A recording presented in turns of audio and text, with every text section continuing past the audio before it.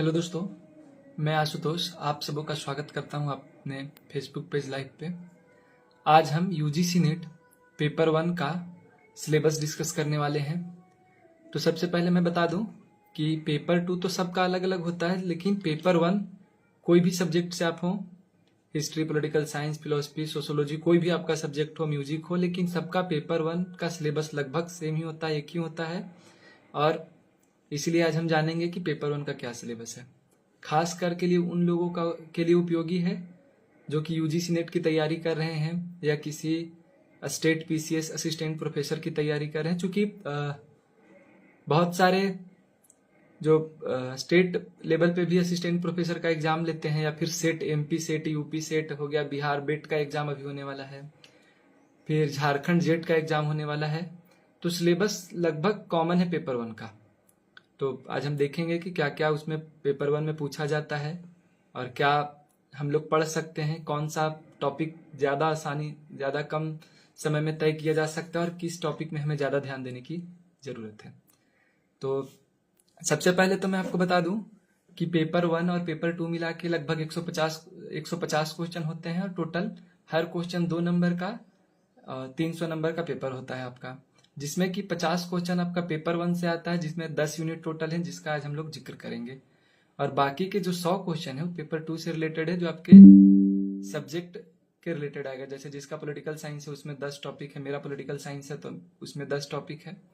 तो पिछले 6 बार से मैंने यूजीसी नेट का एग्जाम दिया है और उसमें से 5 बार मेरा यूजीसी नेट क्वालिफाई हुआ है।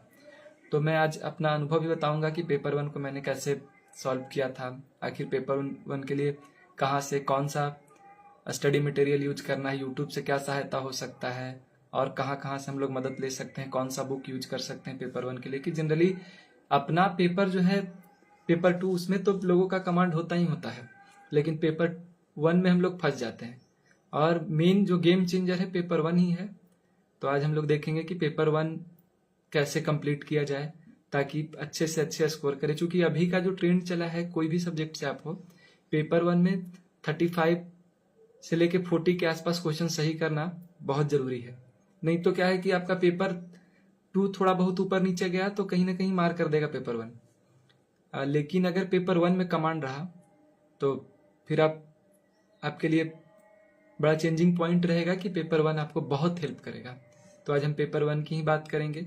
टोटल पेपर 1 में 10 यूनिट है, कहाँ से कैसे कवर करेंगे, सोर्स भी मैं आपको बताऊंगा कि कौन सा बुक या फिर कौन सा चैनल कहाँ से क्या पढ़े, कितनी मदद हो सकती है, फ्री कंटेंट कहाँ से मिल सकता है, बहुत सारे टेलीग्राम चैनल भी है तो वहां से भी जिक्र करेंगे।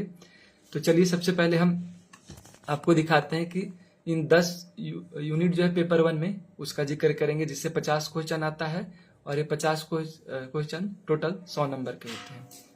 तो चलिए बिना देर किए हम लोग अपना आगे बढ़ते हैं।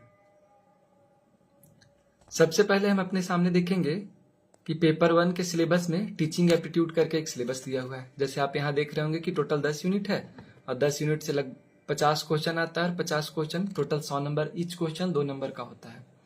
तो सबसे पहले हम देखेंगे कि पहला यूनिट हमारा कौन सा है। तो पहला यूनिट हमारा टीचिंग एप्टीट्यूड है। शायद आप लोग को अच्छे से दिख रहा होगा, सेटअप बहुत अच्छा से तो नहीं कर पाए हम, लेकिन उम्मीद करते हैं कि कम से कम समझ में तो आ ही रहा होगा। तो पेपर 1 में सबसे पहला यूनिट है शिक्षण अभिरुचि, जिसे हम टीचिंग एप्टीट्यूड के नाम से जानते हैं। और अगर इस यूनिट में खास तौर पे अगर आप थोड़ा मेहनत कर लेते हैं, या फिर थोड़ा अपना कॉमन सेंस, ज्यादातर इस पेपर या इस यूनिट में हम कॉमन सेंस से ही क्वेश्चन बनाते हैं, तो अगर थोड़ा बहुत आप इसमें अपना कॉमन सेंस लगा लिए तो पर्याप्त संभावना है कि 5 से 5 क्वेश्चन सही हो जाएगा। जैसे मैं बता दूं कि इस 10 यूनिट में से लगभग हर यूनिट से 5 क्वेश्चन आता है, किसी से 1-2 ऊपर नीचे चला गया, लेकिन 5 तो आता ही आता है। तो टीचिंग एप्टीट्यूड में ध्यान देने वाली बात है कि इसमें थोड़ा मेहनत करेंगे तो पूरा का पूरा 5 नंबर हमारे पास आएगा। तो आगे जानते हैं कि क्या क्या है। टीचिंग एप्टीट्यूड में सबसे पहले पूछता है कि शिक्षण का अर्थ, आखिर हम टीचिंग क्यों करते हैं, उसका क्या अर्थ है, क्या फायदा क्या नुकसान, जो भी है। नुकसान तो नहीं है, कुछ ना कुछ तो हम लोग सीखते ही हैं।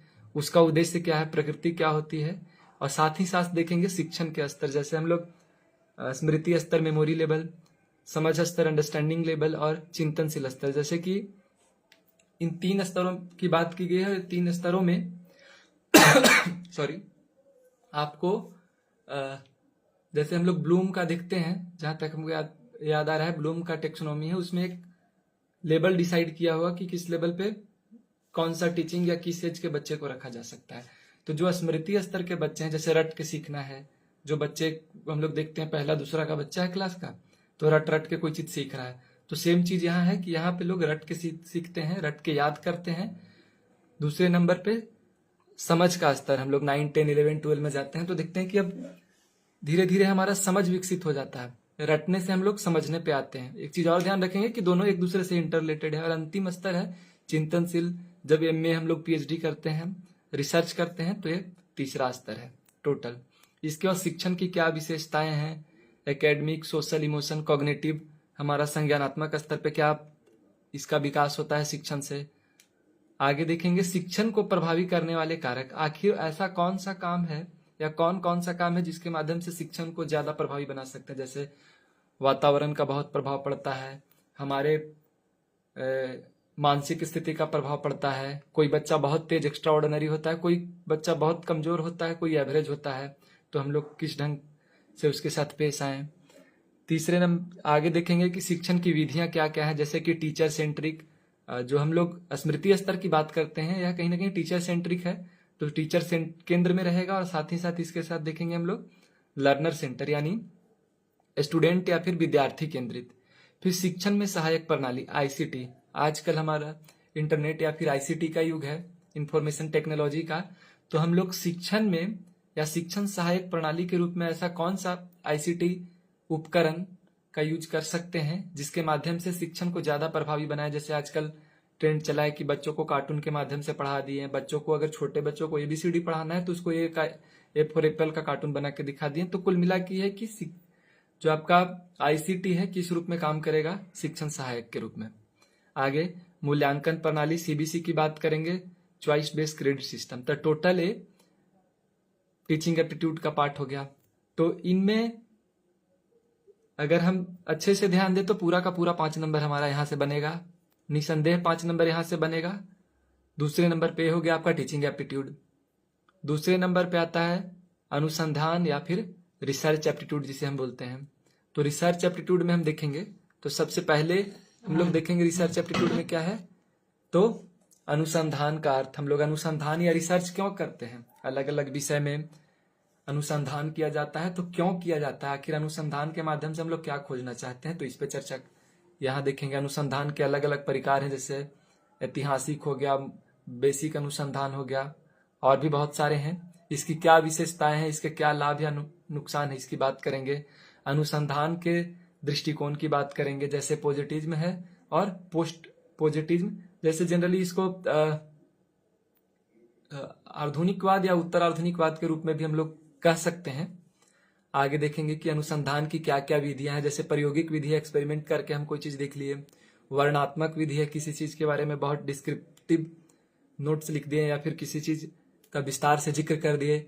ऐतिहासिक हिस्टोरिकल स्टडी कर लिए, जिसके माध्यम से पता चला कि इतिहास की क्या क्या वस्तुएं उपयोगी है। इतिहास में पहले हमारे से पहले के समय, आज से 100 साल 200 साल पहले लोग कैसे रहते थे, 2000 साल पहले कैसे रहते थे, यहाँ हो गया। गुणात्मक और मात्रात्मक अनुसंधान हो गया। इसके बाद अनुसंधान के चरण या फिर स्टेप ऑफ रिसर्च की बात करेंगे, जिसमें 5 स्टेप आता है कि पहले जैसे कि हम लोग कोई हमारे पास एक ठोस कारण होना चाहिए, क्या हम खोजना चाहते हैं, समस्या होनी चाहिए जिसे हम लोग समस्या के रूप में देखते हैं, तो अनुसंधान के चरण देखेंगे। इसके बाद चरण के आधार पर थीसिस देखेंगे, थीसिस और शोध लेखन की बात करेंगे। इसके बाद अनुसंधान में कौन कौन सा उपकरण है जिसके जो हमको सहायक करेगा अनुसंधान करने में। फिर से मैं बता देना चाहता हूं कि यह सिलेबस डिस्कशन कर रहे हैं हम लोग यूजीसी नेट पेपर 1 का, और यह आपका यूनिट 2 रिसर्च एप्टीट्यूड यानी रिसर्च शोध का जो टॉपिक है उसका जिक्र कर रहे हैं। अनुसंधान में आईसीटी का उपयोग देख लिए। आईसीटी के बाद देखिए कि अनुसंधान में क्या नैतिकता है। जैसे हम लोग अनुसंधान कर रहे हैं तो बहुत सारी नैतिकता भी ध्यान में रखनी पड़ती है कि कहीं किसी से या किसी का काम को चोरी नहीं कर लिए, किसी का कॉपी पेस्ट तो नहीं कर दिए, कहीं दूसरे के अनुसंधान को अपने नाम से तो नहीं छाप दिए। तो बहुत कुछ ध्यान रखना पड़ता है, हमारे अनुसंधान करने के दौरान किसी को नुकसान तो नहीं हुआ। तो ये हो गया, ये हमारा 2 यूनिट हो गया। तीसरा यूनिट हमारे पास आता है रीडिंग कॉम्प्रिहेंशन। अब रीडिंग कॉम्प्रिहेंशन का क्या है कि अगर आपका पेपर 2 में ठीक ठाक कमांड है, कॉन्सेप्ट क्लियर है, तो इसमें बहुत आपको ध्यान देना नहीं होगा।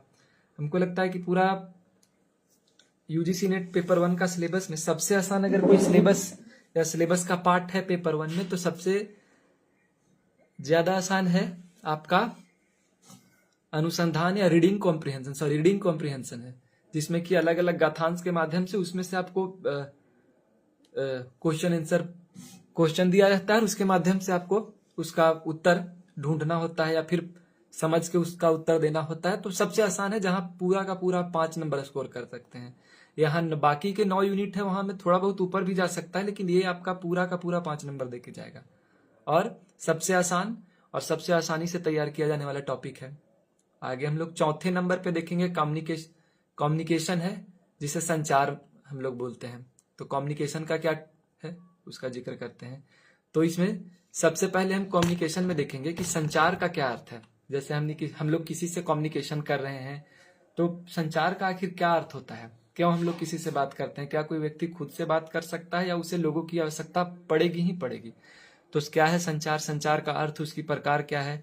प्रभावी संचार जैसे वर्बल और नॉन वर्बल, बोल के या फिर बिना बोले भी संचार, जैसे भाव से हम लोग बात कर सकते हैं। शरीर के बहुत सारे अंग के माध्यम से भी हमें बहुत सारी जानकारी दी जा सकती है। जैसे हम किसी को इशारा कर दिए अंगूठे का, तो पता चला कि अच्छा का निशानी है, प्रोत्साहन कर रहा है। साथ ही देखेंगे समूह संचार और कक्षा संचार क्या है। समूह में 1 से अधिक लोग होंगे, 5 से 7 लोग होंगे। साथ ही साथ कक्षा संचार क्या है, इस पे जिक्र करेंगे। संचार में क्या क्या बैरियर आता है, जैसे हम किसी से बात कर रहे हैं, पीछे से कोई लाउड स्पीकर बज गया, तो यह कहीं ना कहीं एक संचार के बाधा के रूप में काम कर रहा है। हम लोग 2 लोग बात कर रहे हैं, फोन से किसी से बात कर रहे हैं, नेटवर्क का इशू है, तो ये भी एक संचार में बाधा के रूप में काम करेगा। तो कुल मिला के क्या है, संचार में क्या क्या बाधाएं आ सकती हैं। इसके बाद जन संचार और समाज के बारे में जिक्र करेंगे। ये टोटल 4 यूनिट का हम लोग जिक्र किया पेपर 1 में। आगे 5वें नंबर पे आता है गणित या फिर तर्क शक्ति और योग्यता। आपका ये मैथमेटिक्स वाला पार्ट आ जाता है।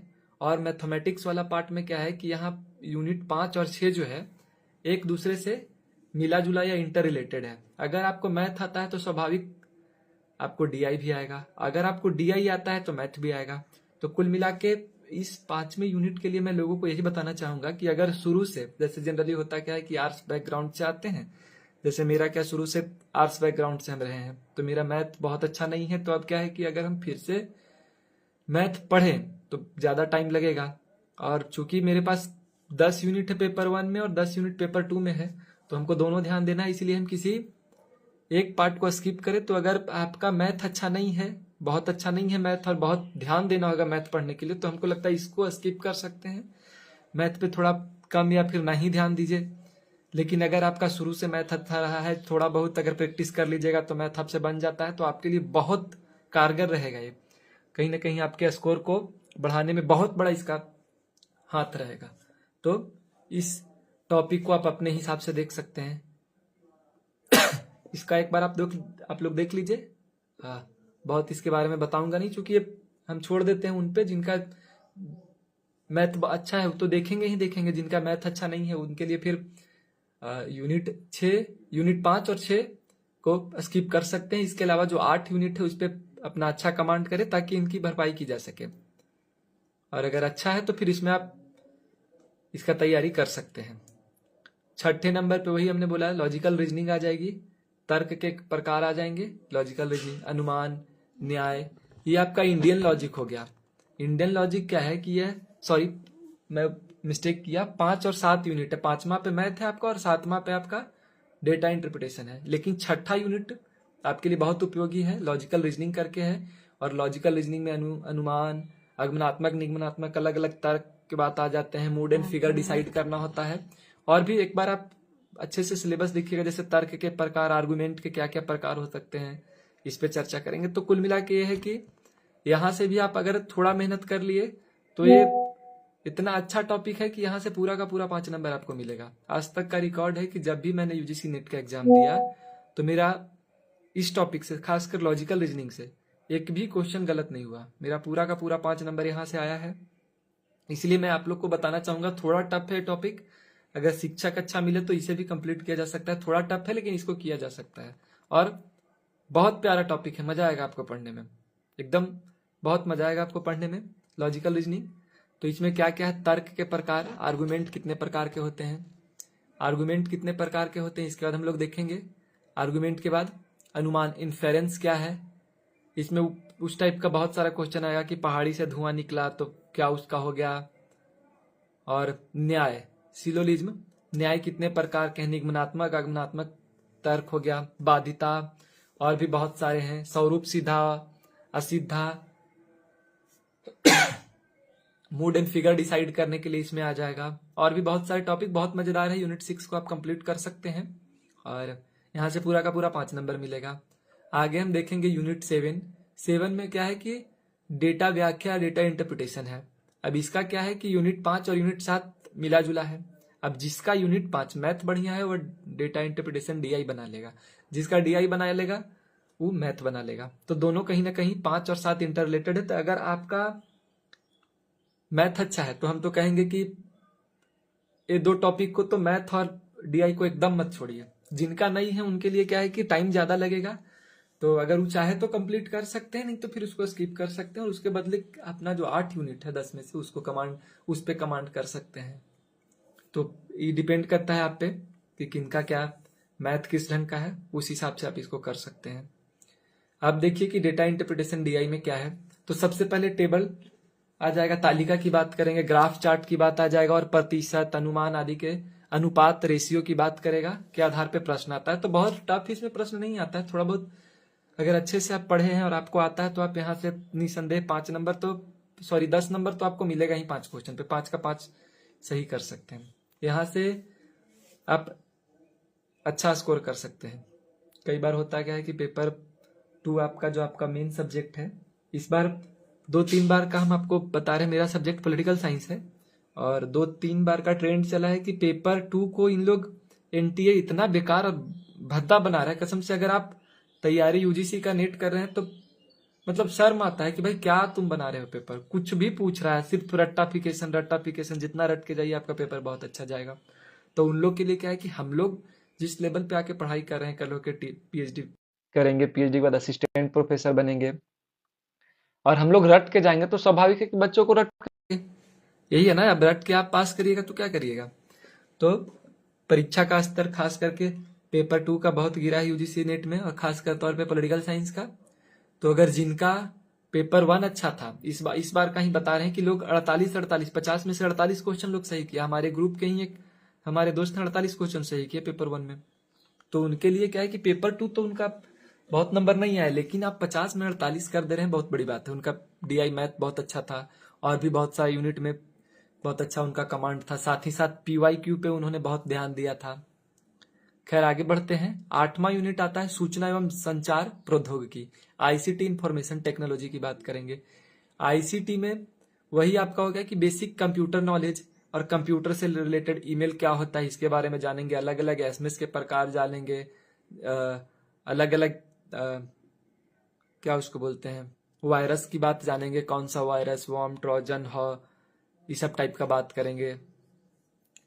इसमें क्या है कि आईसीटी का मूल ज्ञान क्या है, इंटरनेट और ईमेल, ई लर्निंग क्या है, इस पे बात करेंगे। डिजिटल पहल, स्वयं और मुख की बात करेंगे। स्वयं प्रभा पढ़े होंगे। मुख में सिव ओपन ऑनलाइन कोर्स करके आता है, जो कि दूरस्थ गांव जो शिक्षा से पिछड़ गए हैं उन लोगों के लिए है, ऑनलाइन सीख सकते हैं। कंप्यूटर के मूल भाग क्या क्या है, माउस क्या है, माउस के कितने पार्ट हैं, कीबोर्ड में कौन सा बटन कितने नंबर पे आता है, फिर सीपीयू में क्या क्या होता है, बहुत सारे। थोड़ा अब तो डीप पूछने लगा है, पहले ऊपर ऊपर पूछता था कि सीपीयू को क्या कहा जाता है, ब्रेन ऑफ कंप्यूटर क्या है, इस टाइप का क्वेश्चन पूछ लिया जाता है। कीबोर्ड में कितने फंक्शन की होते हैं, इस टाइप का क्वेश्चन, लेकिन अब नहीं पूछता, अब थोड़ा एमएस एक्सेल पे चला गया, एकदम डीपली अब क्वेश्चन पूछने लगा आईसीटी में, तो थोड़ा सा इस पे काम कर सकते हैं। आगे आते हैं, ये टोटल 8 यूनिट होगा। अब आते हैं 9वें यूनिट पे। 9वां यूनिट क्या है कि इसके लिए आपको थोड़ा करेंट अफेयर से अटैच रहना होगा। अगर करेंट अफेयर आपका सही है, मिला जुला के अगर कर ले रहे हैं, तो यहां से आपका नंबर उठेगा। हालांकि हमको जो लोक विकास और पर्यावरण है, people development and environment unit है, यूनिट 9वां। बड़ा मतलब थोड़ा लगता है कि इस पे कम भी ध्यान दे तो चलेगा, क्योंकि इसमें कहाँ से क्वेश्चन पूछ देगा थोड़ा भी अंदाजा नहीं है आपको। एक सिलेबस तो इन लोग दे ही दिया है, लेकिन सिलेबस के अलावा भी बहुत सारा इससे रिलेटेड क्वेश्चन है, जैसे मॉन्ट्रियल प्रोटोकॉल पूछ दिया, स्टॉकहोम सम्मेलन क्या है, किगाली समझौता क्या है, और भी कॉप जो होता है कॉन्फ्रेंस ऑफ पार्टी, इसका क्रम लगाने को दे देगा। कई बार आजकल एनटीए को भूत सवार है कि क्रम से रिलेटेड क्वेश्चन पूछ रहा है। इसके बाद सतत विकास क्या है, इस पे सस्टेनेबल डेवलपमेंट पे अभी 2015 में आया था पेरिस सम्मेलन में प्रोग्राम, जो कि 2015 से 30 तक चलेगा। इसके बाद सतत विकास के बाद आ जाएगा क्योटो प्रोटोकॉल का पूछ लेता है, किगाली क्या है, पेरिस समझौता क्या है, और भी बहुत सारे क्वेश्चन है। अलग अलग रोग का प्रकार क्या है, पानी से कौन कौन सा रोग होता है, टाइफाइड, मलेरिया, वायरस, जितना तरह का बीमारी या रोग है इससे पूछ ही लेता है। अब आपको कौन सा बीमारी किस रोग या वायरस या फिर किस बैक्टीरिया से हुआ यहाँ भी पूछ लिया जाता है। तो ये थोड़ा सा लंबा चौड़ा टॉपिक है, इस पे ध्यान दे सकते हैं, लेकिन इस पे क्या है कि इसको बस एक नजर देख लेना है, इस पे बहुत दिमाग नहीं लगाना है। बहुत अगर यूजीसी नेट पेपर 1 के सिलेबस में यूनिट 9 जो है, टोटल 10 यूनिट में से यूनिट 9 जो है लोक विकास और पर्यावरण, सबसे ब्रॉड इसका एरिया है। इसका क्या है कि आपको समझ में नहीं है क्या पढ़े नहीं पढ़े क्या छोड़े, तो इसको आप अपने हिसाब से देख सकते हैं। लेकिन आपका सतत विकास, जलवायु परिवर्तन, प्रदूषण, जल ध्वनि प्रदूषण, मिट्टी प्रदूषण, वायु प्रदूषण, अलग अलग प्रदूषण इसमें पूछ लिया जाता है। प्राकृतिक साधन का संरक्षण करे, तो टोटल ये हुआ। आगे सबसे अंतिम इसका है उच्च शिक्षा प्रणाली, हायर एजुकेशन सिस्टम की बात करेंगे। अब इसमें सबसे अंतिम टॉपिक है हायर एजुकेशन या फिर हायर एजुकेशन सिस्टम। चूंकि हम लोग बीए और एमए के बच्चों को पढ़ाएंगे, हायर एजुकेशन में चले जाएंगे, तो हमें हायर एजुकेशन के विषय में जानकारी होनी चाहिए, और ये यूजीसी नेट पेपर 1 के लिए सबसे अंतिम टॉपिक है। इसमें क्या क्या है, भारत की उच्च शिक्षा प्रणाली क्या क्या, यूजीसी, एनटीए आपका शिक्षा एजेंसी हो गई, इंजीनियरिंग के लिए एआईसीटी हो गया, एनसीटी हो गया, आपका टीचर एजुकेशन के लिए अलग अलग पूछ लिया, एग्रीकल्चर के लिए अलग है, मेडिकल के लिए अलग है, लॉ के लिए अलग है। हालांकि हाल अभी बात चल रहा था कि आपका इसको हटा दिया जाएगा, यूजीसी को रिप्लेस करके एक नया हायर एजुकेशन बॉडी बनेगा। आगे देख लेते हैं यूजीसी, एआईसीटी, नेक क्या है, एक्रेडिटेशन का काम करती है, अलग अलग संस्थाओं को उसकी रैंकिंग करती है। शिक्षा नीतियां, जैसे सबसे पहले 1966 के आसपास आया था रजनी कोठारी के सिफारिश पे, फिर अभी 34 साल के बाद 2020 में नई शिक्षा नीति आया, उस पर क्या क्या है इस पे जिक्र करेंगे। साथ ही ये टोटल 10 यूनिट हो गया पेपर 1 के लिए। अब इसका परीक्षा का पैटर्न देखते हैं कि क्या हो गया। सबसे पहले होगा कि इसमें पेपर 1 में 50 क्वेश्चन है टोटल, जिसमें 100 अंक का होता है। साथ ही साथ इसमें नेगेटिव मार्किंग का कोई व्यवस्था नहीं किया गया है। अब यहां तक हो जाने के बाद अब मैं आपसे बात करना चाहता हूं कि अब इस टॉपिक को कैसे कंप्लीट करें। तो देखिए, इसमें सबसे ज्यादा उपयोगी तो आपके लिए आईसीटी या फिर आप जो यूट्यूब या अलग अलग सोशल मीडिया का यूज कर रहे हैं, खासतौर पे यूट्यूब आपके लिए बहुत कारगर सिद्ध होगा कि अलग अलग बहुत सारे टीचर हैं जो मुफ्त में पढ़ा रहे, वहां से आप लोग मदद ले सकते हैं। अगर एकदम से आपका बेस हिला हुआ है, थोड़ा भी बेस आपका कंप्लीट, या फिर एकदम से कुछ नहीं आपको पता है, तो आप उसके लिए कोई थोड़ा बहुत महंगा तो नहीं होता है, थोड़ा बहुत कम दाम में एक कोचिंग खरीद सकते हैं, जो कि मामूली सा 2000, 1000, 3000 में ऐसे हो जाएगा। इसके अलावा यूट्यूब तो आपका एक मदद करेगा ही करेगा। इसके अलावा हम कुछ बुक्स की भी बात करते हैं जो कि आपके लिए बहुत उपयोगी होगी। तो इसमें सबसे फेमस अभी बुक चल रहा है, पहले तो अरिहंत का खूब चलता था, लेकिन सबसे ज्यादा डिमांडेबल अभी बुक है केवीएस मदान का, जो कि पेपर 1 के लिए बहुत उपयोगी है। उसको अगर आप अच्छा से पढ़ लिए तो कहीं ना कहीं अच्छा स्कोर कर पाइएगा। पेपर 1 के लिए बहुत तगड़ा बुक है केवीएस मदान, टॉप क्लास में भी चल रहा है। और उसके अलावा सबसे बड़ी बात जो आपको पेपर 1 में स्कोर करने में मदद कर रही है या करेगी, तो यह है आपका पीवाईक्यू। आप जितना से जितना हो सके 8 साल, 10 साल, 5 साल, जितना हो सके मैक्सिमम आप पीवाईक्यू को करके जाइए। पीवाईक्यू आपके लिए रामबाण होगा, मतलब बोलते हैं ना कि बहुत उपयोगी आपके लिए होगा। पीवाईक्यू से बहुत क्वेश्चन आता है और पीवाईक्यू आपके लिए बहुत उपयोगी होगा। तो आप पीवाईक्यू को जितना हो सके कंप्लीट करिए। 8-10 साल का कर लीजिए, बहुत अच्छा है। पिछले 10 साल का कर लीजिए। अब पीवाईक्यू आपको कहाँ मिलेगा? तो जो बच्चे इंग्लिश मीडियम से हैं उनके लिए तो एनटीए का साइट ही काफी है, वहां से पूरा विस्तार से बढ़िया से सारे ईयर का PYQ डाला हुआ है। लेकिन जो हिंदी मीडियम से उनको दिक्कत है, तो आपके पास और भी ऑप्शन है कि अलग अलग यूथ कंपटीशन का आ गया, KVS मैदान का भी शायद आता है PYQ का बुक, अरिहंत का आता है पेपर 1 के लिए, उसको यूज कर सकते हैं। और PYQ पे थोड़ा कमांड इसलिए करना होगा क्योंकि आपको स्कोर करने में पेपर 1 बहुत मदद करेगा आपका अलग अलग बुक। इसके अलावा अभी तो मैंने पेपर 1 का जिक्र किया, और पेपर 1 बहुत उपयोगी है UGC नेट के लिए। तो इस पे ज्यादा से ज्यादा स्कोर करने के लिए आपको अलग अलग संसाधन यूट्यूब से कुछ मदद ले सकते हैं, अलग अलग बुक्स पढ़ सकते हैं, आपके लिए बहुत उपयोगी होगा। इसके अलावा हम हमारे कुछ सब्जेक्ट के लिए पेपर 2 का भी सिलेबस जिक्र करेंगे, और साथ ही साथ अभी हाल फिलहाल MP असिस्टेंट प्रोफेसर का भी वैकेंसी आने वाला है, उसका भी जिक्र करेंगे। बेट का जिक्र हो रहा है, बिहार एलिजिबिलिटी टेस्ट करके एग्जाम होगा बिहार में, बिहार पात्रता परीक्षा, उसका जिक्र करेंगे। और आपका जेट का फॉर्म तो फिल हो गया है, लेकिन अभी जेट के लिए यहाँ पे आपका एग्जैक्ट जो शायद एग्जाम का जो डेट है अभी तक घोषित नहीं किया गया, तो उसके लिए भी आपको क्या उपयोगी, क्या पढ़ना चाहिए, जिक्र करेंगे। तो अभी तो फिलहाल आज के लिए इतना ही है। अब बाकी के अलग अलग सब्जेक्ट के लिए और भी बहुत सारा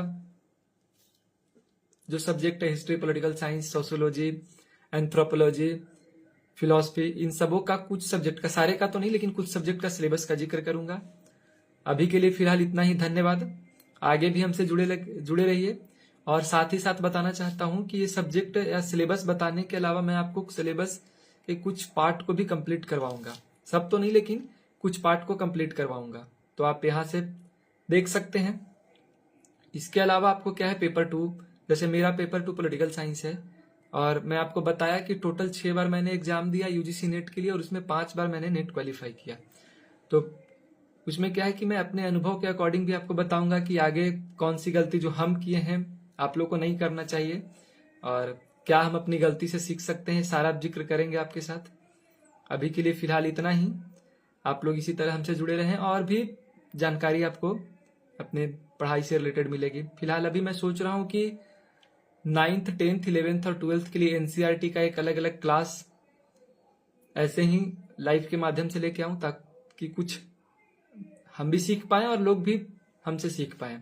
तो अभी के लिए फिलहाल इतना ही, फिर मिलते हैं, धन्यवाद।